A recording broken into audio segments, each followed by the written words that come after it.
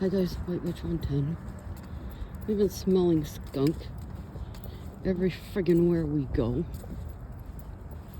We ain't seen. Don't want to.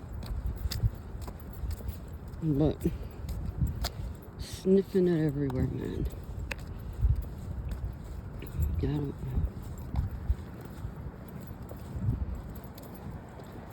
It's after 5 a.m. We're both ready to go back home. Curl up and go to sleep. Yep. It's Friday. Yay day. Yay! Happy for that. Go home tonight. Today. This afternoon. Do laundry. Get it over with. Tomorrow morning. Get up. Go to Costco. Get my meds. That's for my heart.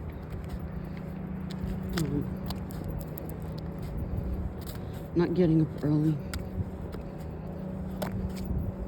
Not using no alarm. Just getting up when we get up and going. That's it. This is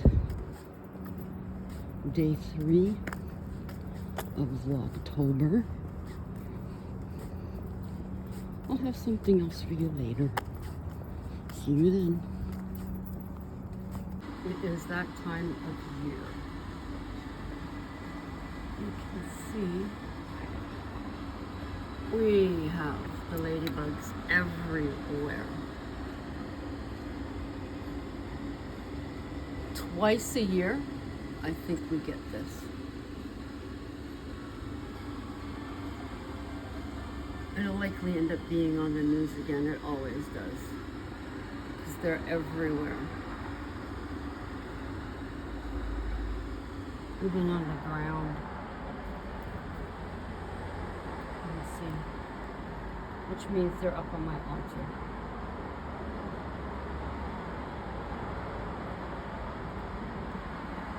Likely in there somewhere.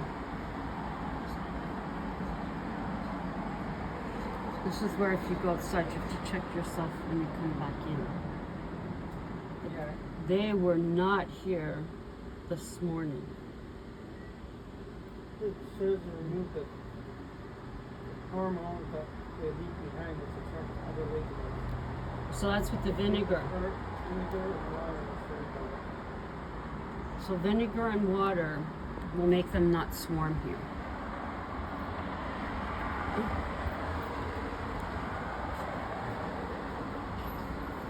It's a hormone that they need. Hello. Who are you? Who are you? Waverly, nobody wants to see your butt. Waverly. Waverly. Say hi. And there's Pearl. Pearl, little girl. Her favorite spot. Yeah. So they're everywhere. My hubby is mixing up the vinegar and water now. That's what, can't really see them. Our windows are disgustingly dirty. But if you could see the stuff flying around outside, that's what it is. Yeah, there's one on top. Whoops. Let's see. Over there.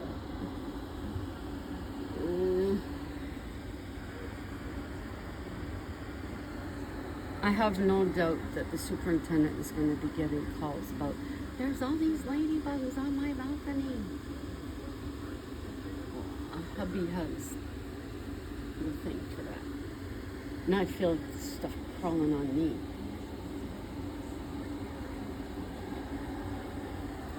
I mean, I don't see any inside. outside.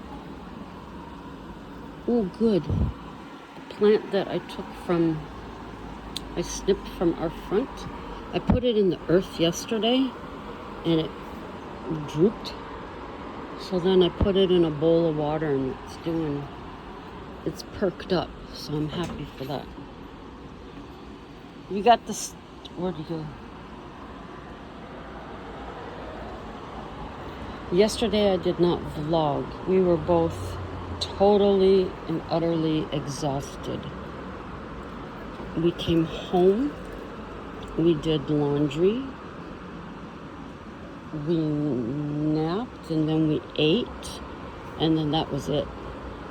I think he woke up at 7 on the sofa, and which woke me up, and I said, if you're gonna go to bed, then I'm gonna stretch out, because he had gone over to the bed. And then he said, no, football's on at 7:30. Well, 7:30, I guess, came. He said he watched 5 minutes of it, and that was it. Then he said, no, I'm not going to stay awake. And he crashed out. I woke up after 11, some point, used the bathroom. Then I think I got up around 5 something. When I got up the first time, I had a headache, which turned into a migraine. They are flying all over the place. I took 2 Tylenols, tried to get back to sleep. I guess I did. Then I woke up later, still had the headache. Everything was aching. My back, my neck, my ankle. I've been dealing with it for weeks now. I just keep trudging. That's all I can do. Wear my neck brace and just watch how I walk. My knee, that's because of hubby getting off the bus at the back door. And hubby's same knee, the right one, is bothering him too. So I was just too exhausted yesterday to vlog. Oh, there's one right there.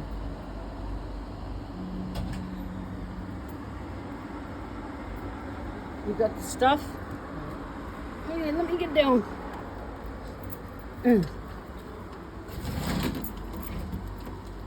Holy shit. Yeah. Whoops. Is that one? Oh, we got one inside. Hang on. I'm trying to get it off. Come on. Look, lady. If you don't come on my hand, my cats are going to eat you. Come on. Cooperate, will you? Maron. Come on. I don't want to flick you off because you're going to end up somewhere else in my apartment. Come on. Oi, oi, oi, oi. Look. Come here, come here, come here.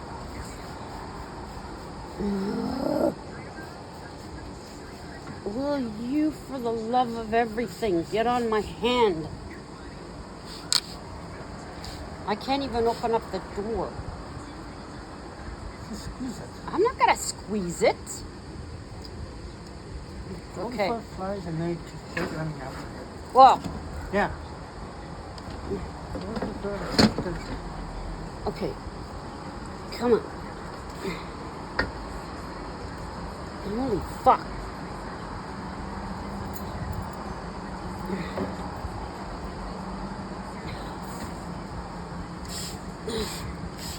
Okay, hang on. Where is it?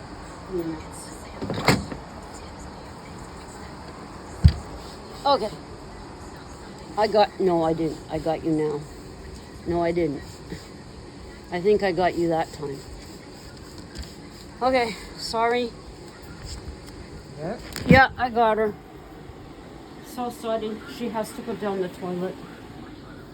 I don't like doing this, but I have no choice. Did I say that right? Forgive me, please, but I can't have you in here laying eggs. We got that today. I got that today at a store that's going out of business because they're going to be demolishing the mall. I don't know if you can see this guy. Kind of, sort of. I thought that one was a cling, but it's not. And this guy. Pretty cool. Okay. Now all we can smell is vinegar. Holy moly. The vinegar is going to take that scent away. I'll have to check you before you come in. Let's see.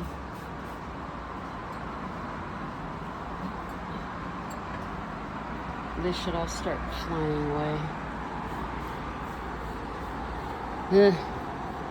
That's our horror story. Chat with you later. Hi guys, White Witch 110 here. We're going to read the third story, it says here, of Rig and Dusty.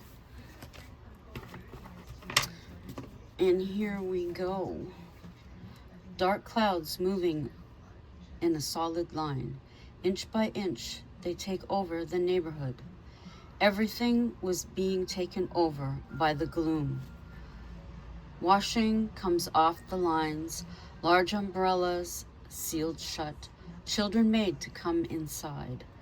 The monster is on its way. Thunder grumbled in the distance, announcing its approach. The guttural noise brought fear to young and old. What beast of a squall lags behind? Rig hadn't been himself since the asylum. I felt vulnerable in my tiny home. I was honestly terrified Rig would break in. I had no protection. A week ago, he showed up at my door. His head was down. When it began to rise, there was the most maniacal grin on his face. I refused to unlock the door. Dusty, come on, open up. His monotone voice implored me. No, Rig, you're scaring me. Please leave. My hands were shaking as I prepared to close the heavy door. He turned and left. I closed and locked it. Then I heard the tap, tap, tap on the living room window. I didn't want to pull the curtain back, but I was compelled to. Rig stood there, the identical grin. Go away, I shouted through the glass. Please, I begged him. He turned and walked to his car. He sat for 10 minutes before headlights went on, and then the engine came to life. Relief allowed my muscles to relax slowly. I called our mutual friend for help. Wade, I need you here. I was close to tears. What happened? I explained Rig's strange actions. He's left, but you think he'll come back? He asked. Yes, I'm terrified. I've never been so scared. Can you please stay? The tears were escaping. Okay, I'll grab some stuff and be over. Wade quickly got a few things together. He jumped in his car and was gone. When he pulled into the driveway, he called Dusty. She unlocked the door, being careful to glance both ways. Wade made his way up the stairs. The first flash of lightning illuminated the sky. Quick, get inside, she shouted. Your car door's locked? Yeah. Wade placed his bag on the floor. I've never seen you like this. I've never felt like this. He wasn't himself, that's for sure, Wade said. Something had a hold on him. We thought he was fine once we got him out. It was obvious they were wrong. The conversation progressed. The thunder rattled the small house. Lightning flashed behind the curtains.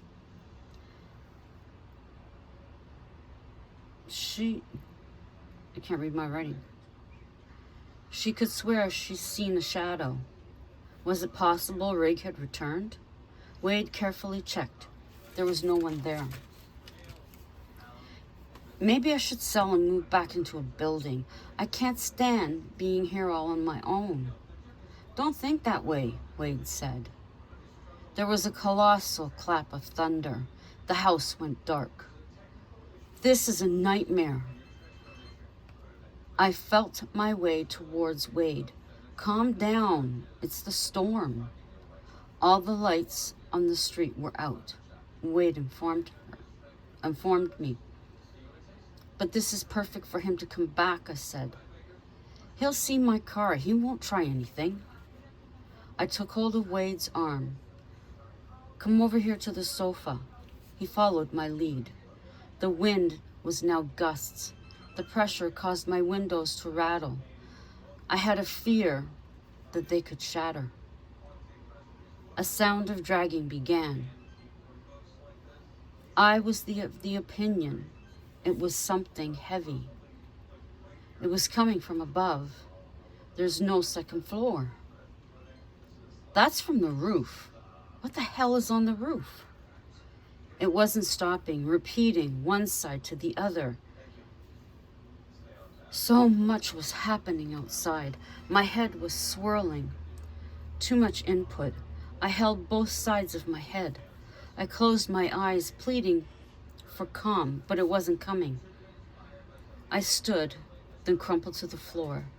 Wade managed to place me back on the sofa. The evening was causing him a headache. Then he seen it, a dark shadow in the front window. It moved quickly to the porch. He heard the footsteps, then pacing. Wade's ear pressed against the door. This was intermittent, then the intermittent humming. Did he dare open the heavy door to peer outside? I had worked him into a state. I felt horrible.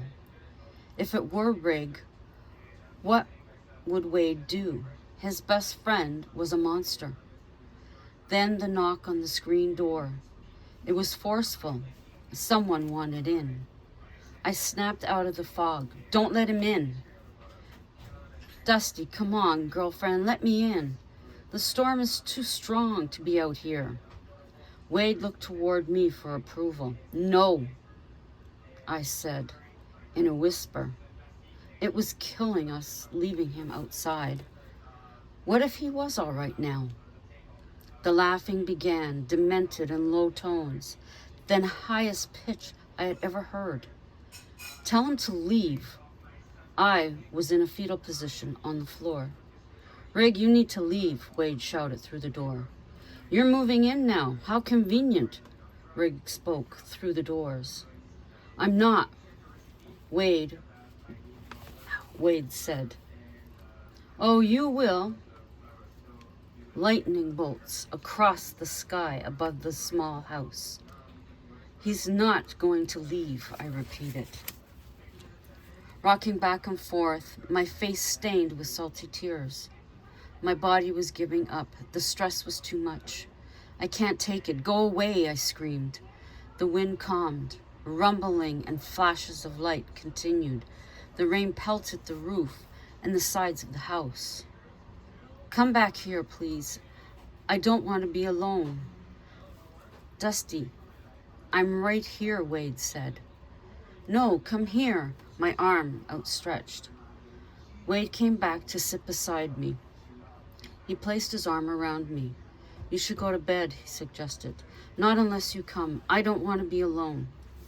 Wade felt the nails dig into his skin. If he doesn't want me, he could just say so. That's not it. He took a breath. He likes you. He told me, Wade said. He has a strange way of showing it. Remember, we don't think it's him. I want him to be his old self. What if he stays this way? I felt sick. There was no response verbally. All Wade did was gently guide my hand to his shoulder. Over the early morning, the storm finally passed. Nasty clouds continued to blot out the blue sky. Wade made his way home. I was alone. My phone rang. It was Rig's number. I hesitated before answering. Hello? Hi, any chance I can come in? I peered out my window. He was standing by his car, looking like himself. I'm not sure. My heart wanted him inside, but my head said no. No, I think it's better you don't. I watched him end the call. He seemed to be himself. I ran to the door and called out, Rig, then motioned him in. It began to rain. Thanks, he said with a shy smile. I'm sorry about everything. I don't understand what was happening with me. He placed his hands on my hips. I had to admit I was nervous, though it felt good. Okay if I spend the night? I'm not sure. I searched his eyes. My mistake came to light. No, please. I attempted to push him away. His grip on me was solid. That horrible grin. Please, Rig, come back. You can't have him. I continued to struggle free, but I do. The voice was slightly deeper than Rig's. I wanted to be his girlfriend. You still can, the voice advised. You're not him. Let him go. My hope was fading. Let me go. I want you out of my house. I struggled. A struggle continued inside. If I leave, how can you be sure he'll come back? It laughed. Find another host. There needs to be someone more fitting. Desperate was my frame of mind. Who would that be? He loosened his grip. I made my way slowly to the door. I slipped the second he was at the door. Where are you going? Maybe you could be my host. Mind you, I'd rather have a male. Please let me go. My hand was on the doorknob. Maybe Wade would be more fitting. Leave him alone. I panicked. What are you? Who are you? I have to know. How will this help? Rig sat smugly in an armchair. It will help you. You can move on, I said. Maybe I don't want to. Maybe I'm enjoying this body. I pleaded, please. There are so many others out there. But they weren't at the asylum. The two of you were curious. I held him back. Jim Thomas. Why couldn't I connect it? There it was, the dead janitor. I'm here to protect you. I never intended to hurt you. But you took Rig away. I forced tears.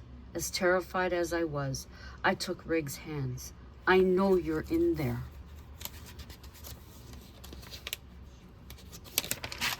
This man isn't you. Push him out. The asylum. She needed to get him back there. Get in the car. She walked quickly to the door. Give me your keys. Dusty held out her hand. Give me the keys, she shouted. Stunned, Jim passed them over. He began to feel weak. What's happening? I won't have this. He began to fight back. Rig, listen. Fight him. There isn't room for both of you.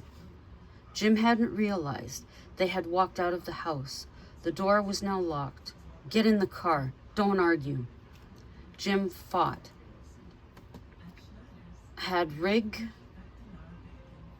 Rig had to stand still. He wasn't allowing the body to bend. I said, get in the car. I gritted my teeth. He held fast, continuing to prevent Rig from getting in.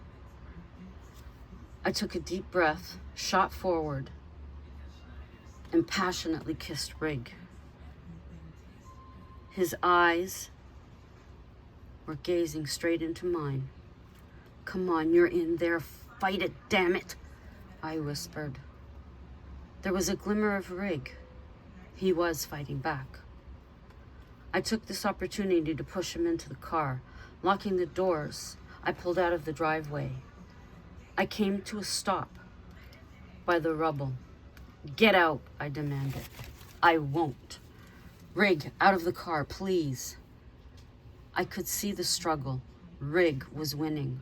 Moments later, he brought me to his chest. Help me, he whispered. Rig, babe, please. I see you in there. This is his home. Force him out. Rig began to shake violently. He fell to his knees and began coughing. Jim, leave. You have to go. The others are waiting. Everything I would have said.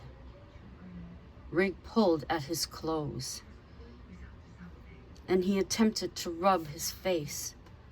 I pushed his hands away. I had never seen this. I wondered if anyone had. A gray mist began to separate from Rig. Slowly, it took the form of a man. Jim, you can relax. You can leave. You can live your life on the other side. Thank you for being there for those women. I don't require help. I'm strong enough. Indeed, I was. A strength I hadn't realized welled up inside me. I helped Rig to place his arm around me. Please, Jim, go. My energy was very low. Every last ounce was to get Rig back into the car. You are not allowed to follow us or take others. You do not belong here anymore. You are all free to move on. Please leave. Minutes later, there was one last shake of Rig's body. His eyes opened. He smiled. Dusty. It was him. Within those pale blue eyes, the nightmare was over. The end. I hope you enjoyed that. And I will have to look at my other book. I've got so many started in different books now, so I'll have to check out the other one.